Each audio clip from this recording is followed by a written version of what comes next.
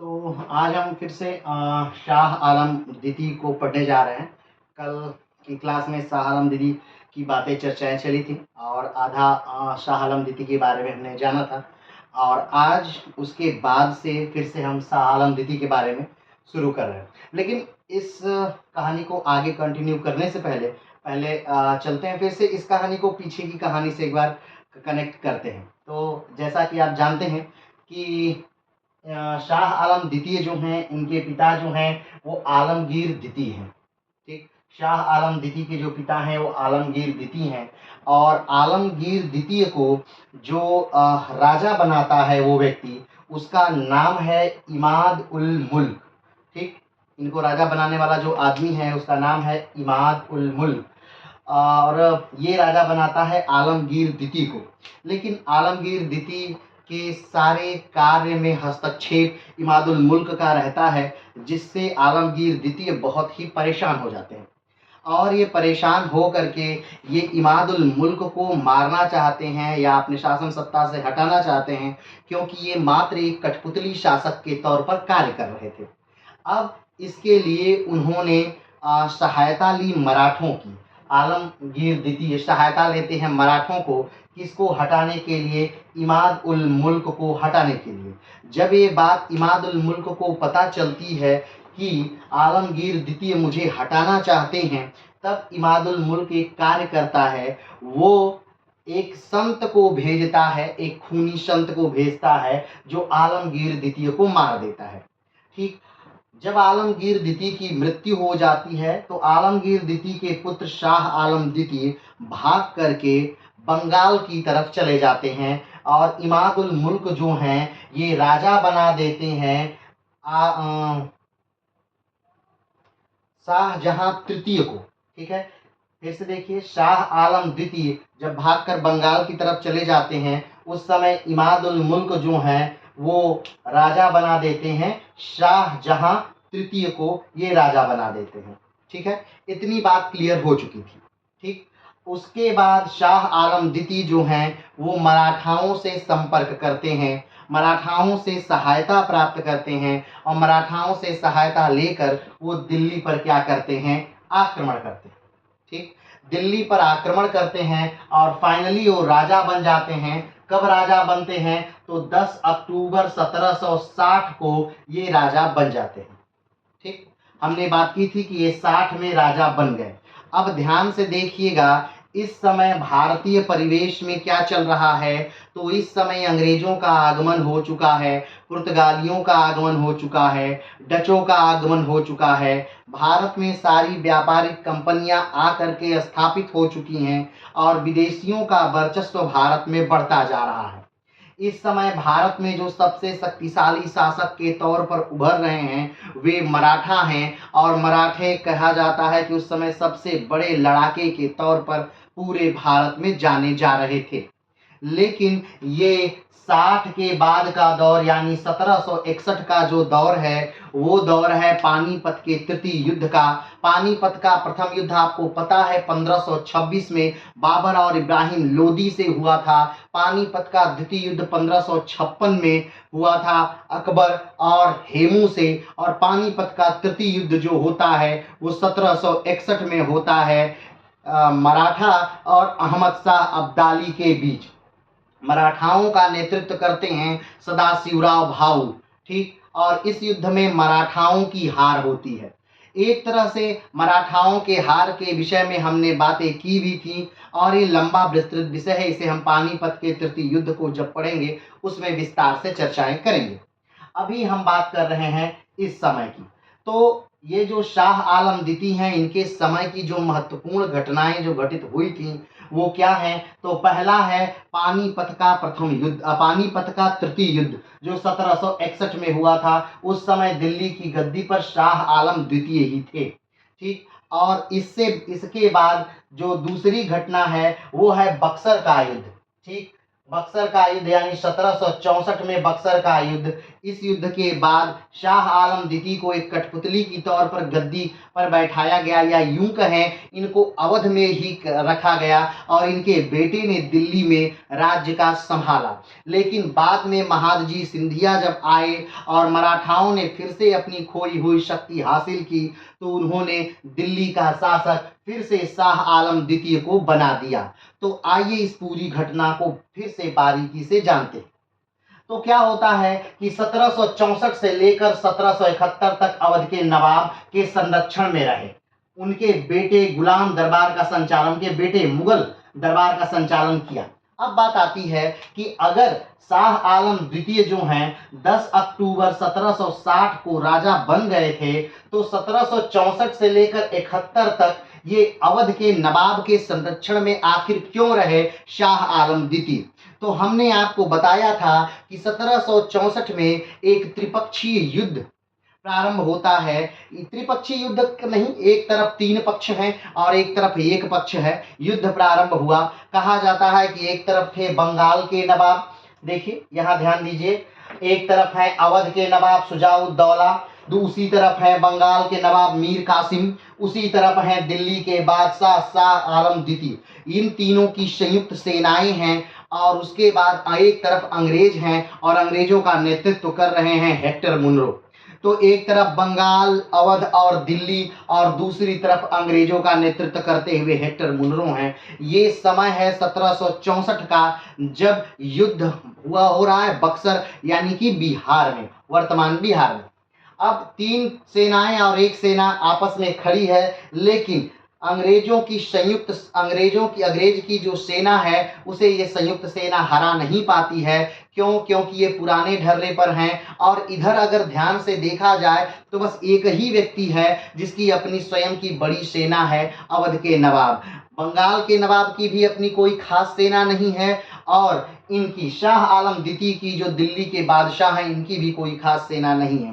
तो फाइनली युद्ध होता है हेक्टर मुनरो से और वो 64 के बक्सर के युद्ध में हेक्टर मुनरो से ये तीनों सेनाएं हार जाती हैं। उसके बाद 65 की एक संधि होती है। ये संधि करने के लिए उस समय बुलाया जाता है रॉबर्ट क्लाइव को और क्लाइव आते हैं। उस समय तक वो ब्रिटेन चले गए हैं और ब्रिटेन में एक पार्लियामेंट के सदस्य हो गए हैं और बहुत सारी उनके पास संपत्ति है, लेकिन फिर भी जब कंपनी उन्हें बुलाती है तो भारत आते हैं और वो 1765 का इलाहाबाद की संधि करते हैं। उस संधि में बहुत सारे नियम और कानून बनाए जाते हैं। इसको हम इलाहाबाद की संधि जब अलग से पढ़ेंगे तो उसमें हम बेहतर से इसको जानेंगे। अभी हम बस इतना जान रहे हैं कि शाह आलम द्वितीय इस युद्ध में एक पक्ष था और जब ये हार जाते हैं तो इनको वहीं अवध में, अवध का क्षेत्र क्या समझ रहे हैं? अवध का क्षेत्र से मतलब समझिए गोंडा वाला क्षेत्र, अयोध्या का क्षेत्र यानी लखनऊ वाला क्षेत्र, अवध का क्षेत्र यानी बहराइच वाला क्षेत्र। अवध का ये सारा क्षेत्र है, गोंडा वाला, लखनऊ वाला, ये सारा क्षेत्र जो अवध का क्षेत्र कहा जाता है, इसी में अवध के ना तो यही अवध में ही इनको शाह आलम द्वितीय को रख दिया जाता है। कब से कब तक? 1764 से लेकर 1771 तक शाह आलम द्वितीय को यही अवध में रखा जाता है। इनको दिल्ली जाने की अनुमति नहीं दी जाती है अंग्रेजों द्वारा, या यूं कहें तो इनको नजरबंद करके रख दिया जाता है अवध में। लेकिन फिर 1761 के बाद अगर देखा जाए तो मराठाओं की शक्ति लगभग क्षीण हो गई थी। इसका मुख्य कारण ये था कि मराठाओं की एक लंबी जनसंख्या मारी गई थी। जो दर्शनार्थी के तौर पर उस सेना के साथ गए थे सदाशिवराव भाऊ के साथ, वो सेना तो मारी ही गई, उसके बाद जो कत्लेआम हुआ शरण दर्शनार्थियों के साथ जो सेना के साथ था वो अलग। और ऊपर से जो उत्तराधिकारी था यानी विश्वास राव, जो नाना साहब के एक तरह से क्या सबसे बड़े पुत्र थे और वही मराठा के उत्तराधिकारी थे, उनकी मृत्यु हो गई। तो 1761 में क्या हुआ कि 1761 में पानीपत का तृतीय युद्ध हुआ। 1761 में मराठाओं की हार हुई। 1761 में सदाशिवराव भाऊ की मृत्यु हुई। 1761 में विश्वास राव की मृत्यु हुई। 1761 में नाना साहब की भी मृत्यु हो जाती है। तो मराठा साम्राज्य एकदम से जर्जर हो जाता है और वो अपनी शक्ति को, वो पुरानी शक्ति को खो देता है। इस खोई हुई शक्ति को पाने में लगभग मराठाओं को 10 साल लग जाते हैं। और फिर ध्यान दीजिए, यहाँ पर सन है 1771 में। 1771 में मराठा सरदार महादजी शिंदे की सहायता से उन्होंने किसने, यानी शाह आलम द्वितीय ने। अब शाह आलम द्वितीय 64 से लेकर, यानी बक्सर की संधि से बक्सर के युद्ध से लेकर के 1761 तक, 1771 तक, ठीक है, बक्सर की संधि 1764 से लेकर 1771 तक कहाँ रखे गए, इनको अवध में ही रहने दिया गया, इनको दिल्ली नहीं जाने दिया गया। लेकिन जब महादजी शिंदे, यानी 10 साल बाद जब मराठाओं ने अपनी खोई हुई शक्ति को महादजी शिंदे के नेतृत्व में पुनः प्राप्त किया, तो महादजी शिंदे ने एक बड़ा फैसला ये लिया कि शाह आलम द्वितीय को उन्होंने दिल्ली का फिर से बादशाह बना दिया और उनको दिल्ली में स्थापित कर दिया। लेकिन अगर ये देखा जाए कि, या ये कहा जाए कि ये शाह आलम द्वितीय की एक और दुर्गति ही थी, तो ये भी अतिशयोक्ति नहीं होगी। आइए इस बात को भी देखते हैं। महादजी शिंदे से प्रसन्न होकर उन्होंने उन्हें अमीरुल हमरा और वकीलुल मुल्लत की उपाधि प्रदान की। किसने प्रदान की? महादजी शिंदे को उपाधि प्रदान की शाह आलम द्वितीय ने। ठीक है, आगे बढ़ते हैं। शाह आलम द्वितीय ने अपनी सेना को यूरोपियन तरीके से तैयार करने की पूरी कोशिश की, जिसकी कमान उन्होंने मिर्ज़ा नजफ खां को दी, जो पर्शियन थे, लेकिन ऐसा न हो सका। पर्शियन का अर्थ होता है वर्तमान जो है उस समय का, उसे फारस कहते थे, यानी पर्शिया कहते थे, और वर्तमान में उसे ईरान कहते हैं। ईरान का जो क्षेत्र है वही फारस का क्षेत्र है, वहां आप देखेंगे फारस की खाड़ी भी है। ठीक है, तो वही ईरान, वर्तमान का ईरान पूर्व का पर्शिया था या फारस था।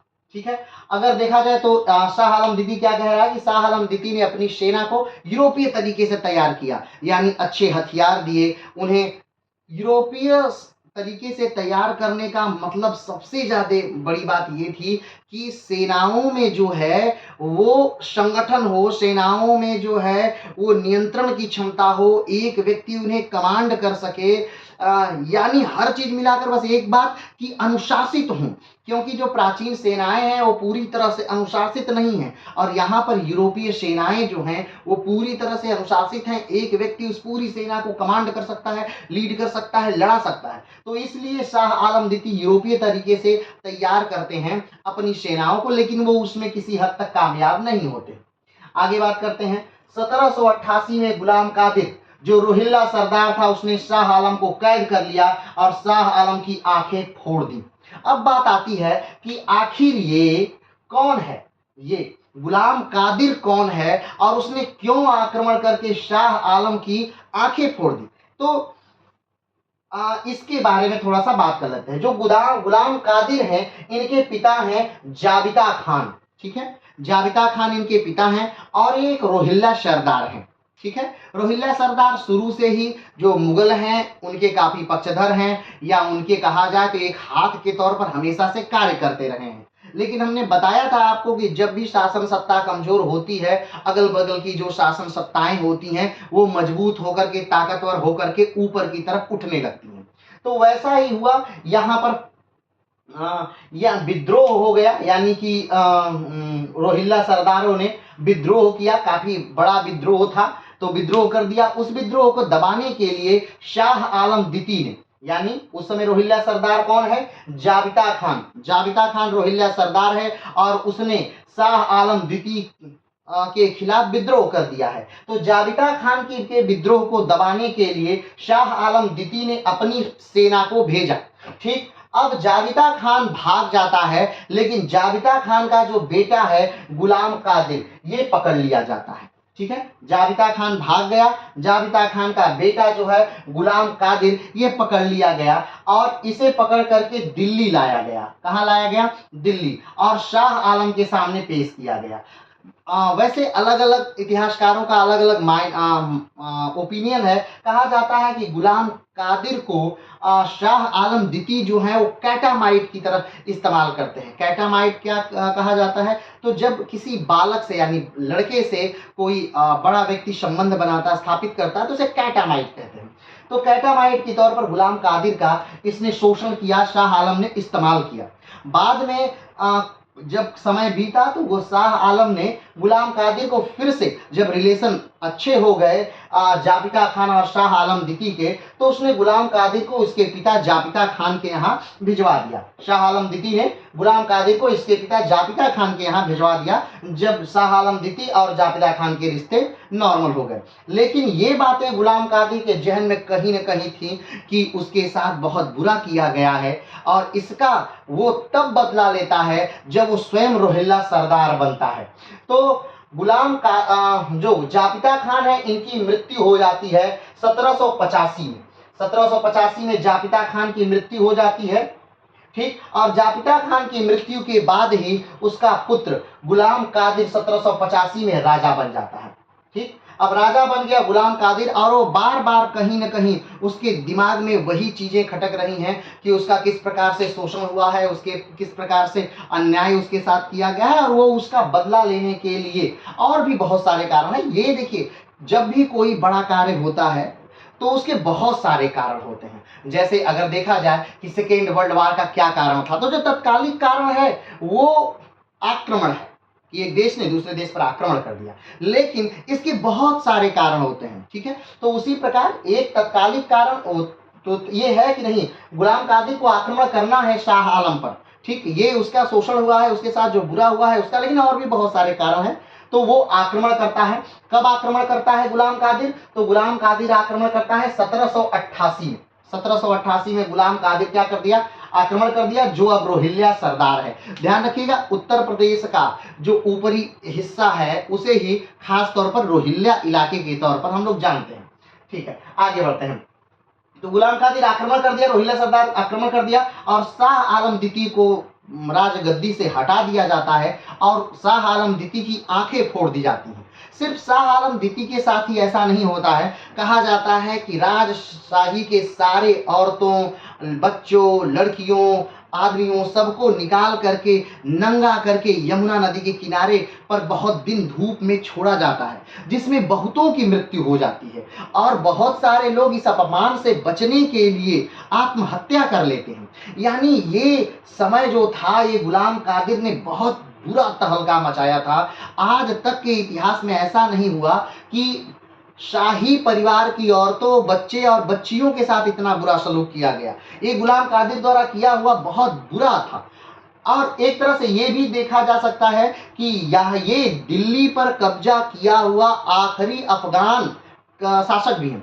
इसके बाद कभी कोई अफगान दिल्ली पर शासन नहीं कर पाता है, दिल्ली पर अधिकार नहीं कर पाता है। याद करिए, मुगल सल्तनत जब चल रही थी, हुमायूं को हराया गया था चौसा और कन्नौज के युद्ध में शेरशाह सूरी द्वारा। तो शेरशाह सूरी भी एक अफगान था, ठीक है। तो शेरशाह सूरी उस अफगान के बाद अब सीधे जाकर गुलाम कादिर ये अफगान हैं जिन्होंने दिल्ली पर क्या किया था? कब्जा जमाया था, और शाह आलम द्वितीय को सत्ता से क्या कर दिया था? हटा दिया था। बहुत सारे लोगों पर, वहां के सारे शाही परिवार पर बहुत सारे अत्याचार किए हैं, उनको नग्न अवस्था में धूप में रखा है, बहुतों की मृत्यु हो गई है, और बहुत सारे लोग उससे बचने के लिए आत्महत्या कर लिए हैं।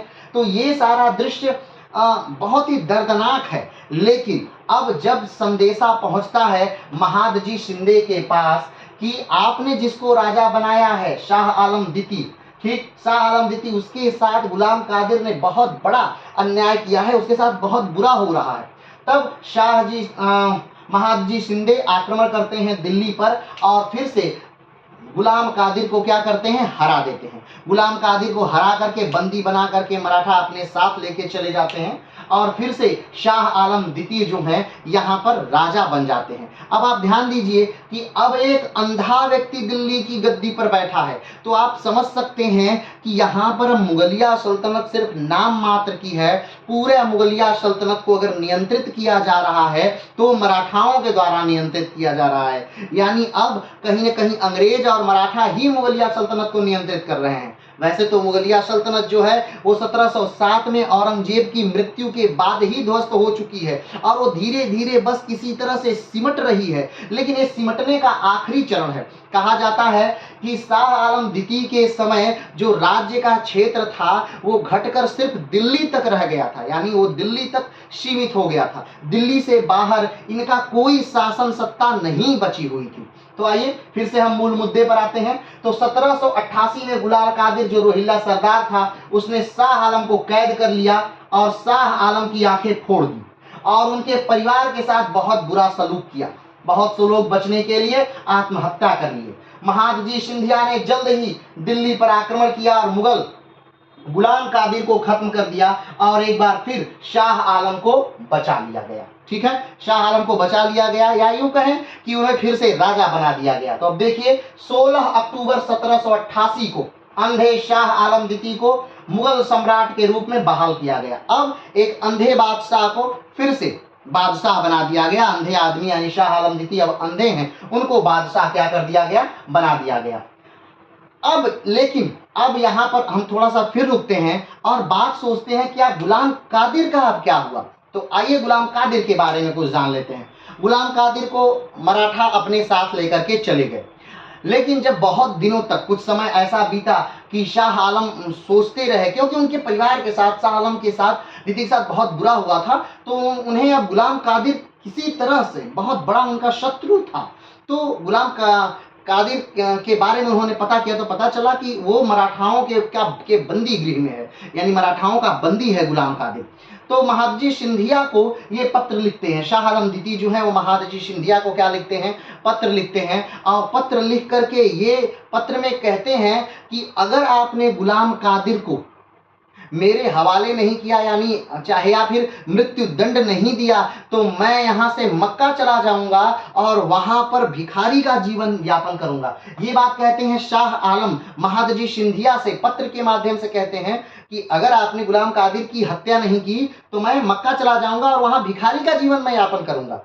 तो अब जब ये बात पता चलती है, महादजी सिंधिया जो पत्र पढ़ते हैं तो वो कहते हैं हाँ ये तो उनके साथ बुरा हुआ है। तो अब गुलाम कादिर की बारी है। पहले गुलाम कादिर की आंखें फोड़ी जाती हैं और एक बॉक्स में उसके होठ काट करके भेजे जाते हैं। फिर हर बार कुछ न कुछ अंग उसके काट कर बार बार शाह आलम को भेजा जाता है। कभी आंखें निकाल के भेज दी गई, कभी अंगुलियां काट के भेज दी गई, कभी कान काट के भेज दिया गया, कभी नाक काट के भेज दिया गया। धीरे धीरे धीरे धीरे पूरा शरीर क्या किया जाता, काटा जाता है और भेजा जाता है। और एक समय ऐसा आता है 1789 जब गुलाम कादिर को क्या कर दिया जाता है, मथुरा में एक पेड़ पर लटका दिया जाता है और उनका जो सर है, धड़ है, वो सर जो है वो काट करके शाह आलम द्वितीय को क्या कर दिया गया, भेज दिया गया। तो अब फाइनली यहाँ पर गुलाम कादिर की क्या हो जाती है, मृत्यु हो जाती है। ये समय है 1789 का। ठीक है, अब आइए फिर से हम यहाँ पर आते हैं 1803 की घटना पे हम आते हैं कि 1803 में फिर से क्या हुआ था। तो अब देखिए 1788 में देखिए शाह आलम द्वितीय राजा बनते हैं 1760 में। देखिए इनका जीवन बड़ा उतार चढ़ाव भरा है। किस प्रकार से 1760 में राजा बन गए, ठीक, 1764 में बक्सर का युद्ध हो गया। बक्सर के युद्ध के बाद इनको क्या कर दिया गया, एक तरह से बंदी बना दिया गया, क्योंकि बंदी नहीं बनाया गया लेकिन नजरबंद करके अवध में रख दिया गया। अब 64 से लेकर के 71 तक ये अवध में रहे। 71 में इनको क्या किया गया, राजा बनाया गया महादजी सिंधिया द्वारा। ठीक, 71 में राजा बनते हैं महादजी सिंधिया द्वारा। और फिर 88 में इनको फिर से राजा पद से उतार दिया जाता है और इनकी आंखें फोड़ दी जाती हैं। ध्यान दे रहे हैं, फिर से देखिए 1760 में ये राजा बनते हैं। 1764 में बक्सर का युद्ध होता है। बक्सर के युद्ध के बाद इनको दिल्ली में नहीं रहने दिया जाता है, तो 64 से लेकर 71 तक ये अवध में नजरबंदी के तौर पर रहते हैं। फिर उसके बाद 71 में जब महादजी सिंधिया यानी मराठे आक्रमण करते हैं दिल्ली पर, तो फिर से इनको वहां का बादशाह बनाते हैं 71 में। और फिर 88 में गुलाम कादिर दिल्ली पर आक्रमण करता है, तो फिर से इनकी आंखें फोड़कर इनको राजा पद से हटा दिया जाता है। अब फिर उसके बाद 88 में ही 16 अक्टूबर 1788 को फिर मराठे दिल्ली पर आक्रमण करते हैं और शाह आलम द्वितीय को फिर से राजा बनाते हैं। ठीक, अब जब फिर से राजा बन गए हैं तो अब बात आती है फिर 1803 में। ठीक है, 1803 में एक बार फिर अंग्रेजों ने दिल्ली पर आक्रमण कर दिया। ठीक है, 88 में इनको फिर से राजा बनाया गया महादजी सिंधिया द्वारा और 1803 में एक बार फिर से अंग्रेजों ने दिल्ली पर आक्रमण किया और महादजी सिंधिया के वारिस दौलत राव शिंदे को पराजित कर दिल्ली पर अपना क्या कर लिया, कब्जा कर लिया और मुगल सम्राट को कठपुतली बना दिया। इस विजय के साथ ही संपूर्ण ताकत अंग्रेजों के हाथों में चली गई। ठीक है, अब आप देखिए दिल्ली पर अंग्रेजों का कब्जा 1764 में हो गया था। ठीक है, 1764 से लेकर 1771 तक दिल्ली पर अंग्रेजों का कब्जा रहता है, लेकिन 71 में महादजी सिंधिया के नेतृत्व में मराठे अपने आप को शक्तिशाली करते हैं और दिल्ली पर आक्रमण कर देते हैं। वो एक तरह से आक्रमण अंग्रेजों के खिलाफ था, मराठों का, और वहां पर राजा बना देते हैं शाह आलम द्वितीय को, जो कि उस समय अवध में थे। ठीक है, लेकिन फिर कुछ समय बाद गुलाम कादिर यहां पर 88 में आक्रमण करता है और शाह आलम को हटा देता है। फिर उसके बाद 88 में ही आक्रमण करते हैं सदाशिवराव भाऊ, गुलाम कादिर को मार, सदाशिवराव भाऊ नहीं, महादजी सिंधिया गुलाम कादिर को मार देते हैं और 88 में ही राजा बना देते हैं। किसको? 88 में ही फिर शाह आलम को राजा बना दिया जाता है। ठीक, लेकिन अब फिर अंग्रेज अपने आप को फिर से ताकतवर कर लेते हैं और 1803 में अंग्रेज फिर से दिल्ली पर क्या कर देते हैं? आक्रमण करते हैं, और दिल्ली पर आक्रमण करके फिर से दिल्ली को जीत करके और शाह आलम द्वितीय को फिर से एक कठपुतली शासक के तौर पर वो बना देते हैं। यानी कि फिर से पूरी शक्ति जो है अब वो किसके हाथ में आ गई? तो अंग्रेजों के हाथ में आ गई। कब की घटना है? 1803 की घटना है। ठीक है, तो 3 में फिर से अंग्रेजों ने दिल्ली पर आक्रमण किया और महादजी सिंधिया के वारिस दौलत राव शिंदे को पराजित कर दिल्ली पर अपना कब्जा जमा लिया और मुगल सम्राट को कठपुतली बना दिया। इस विजय के साथ ही संपूर्ण ताकत अंग्रेजों के हाथों में चली गई। ठीक, आगे क्या कहें? तो 1806 में शाह आलम द्वितीय की मृत्यु हो जाती है। अब देखिए इतने उतार चढ़ाव के जीवन में, मतलब शाह आलम द्वितीय ने जितनी जिल्लतें झेली, जितना अपने जीवन में उतार चढ़ाव देखा, जितनी बार वो राजा बने और हटाए गए, ऐसा शायद मुगलिया सल्तनत में कोई राजा मुझे नहीं दिखता है जितने इतनी जिल्लतें अपने जीवन में पूरी तरह से झेली हों। ठीक है, तो 1806 में शाह आलम द्वितीय की क्या हो जा रही है? मृत्यु। आप देख रहे हैं 19 नवंबर 1806 को शाह आलम द्वितीय की मृत्यु हो जा रही है और मृत्यु के समय इनका राज्य मात्र दिल्ली तक सीमित था। ये कहां तक सीमित था? दिल्ली तक सीमित था। अगली लाइन है कि शाह आलम द्वितीय की कब्र कुतुबुद्दीन बख्तियार काकी की मेहरौली में, मेहरौली कहां? यानी दिल्ली में ही। ठीक है, ठीक है, मेहरौली में दरगाह के निकट संगमरमर परिसर में बहादुर शाह प्रथम एवं अकबर द्वितीय के साथ बनी है। अकबर द्वितीय कौन है? अकबर द्वितीय ये कौन है? तो अकबर प्रथम को तो आप जानते होंगे। अकबर द्वितीय जो है ये लड़के हैं औरंगजेब के। ठीक है, और बहादुर, यहाँ पर बहादुर शाह कौन है? बहादुर शाह लड़के हैं ये भी औरंगजेब के। आपको याद है बहादुर शाह औरंगजेब की मृत्यु के बाद गद्दी पर बैठते हैं। ठीक है, और अपने सारे भाइयों को मारते हैं। ये जो शाह आलम के पिता हैं आलमगीर द्वितीय, इनको जेल में डाल दिया गया था। किसके द्वारा? तो फर्रुखशियर द्वारा। फर्रुखशियर ने इनको क्या कर दिया था? जेल में डाल दिया था। तो ये बचपन से ही जेल में ही रहे, लगभग 14-15 साल ये जेल में रहे। तो बाद में इनको निकाल करके राजा बना दिया गया, वो भी सेनापतियों द्वारा इनको राजा बना दिया गया, बस कठपुतली शासक के तौर पर। और जो इन्होंने विद्रोह किया इनको क्या कर दिया गया? मरवा दिया गया। जो इन्होंने अपने को स्वतंत्र होना सोचा इनको मरवा दिया गया। ठीक है, तो शाह आलम द्वितीय का ये पूरी हिस्ट्री थी, जिस प्रकार से इन्होंने अपना जीवन शुरू किया। ठीक है, और किस प्रकार से इनका क्या हुआ? अंत हुआ। ठीक, तो अभी हम लोग 1806 तक पहुंच चुके हैं। अगले क्लास में हम लोग गुलाम कादिर के बारे में विस्तार से चर्चा करेंगे। अगली क्लास गुलाम कादिर की होगी। जय हिंद।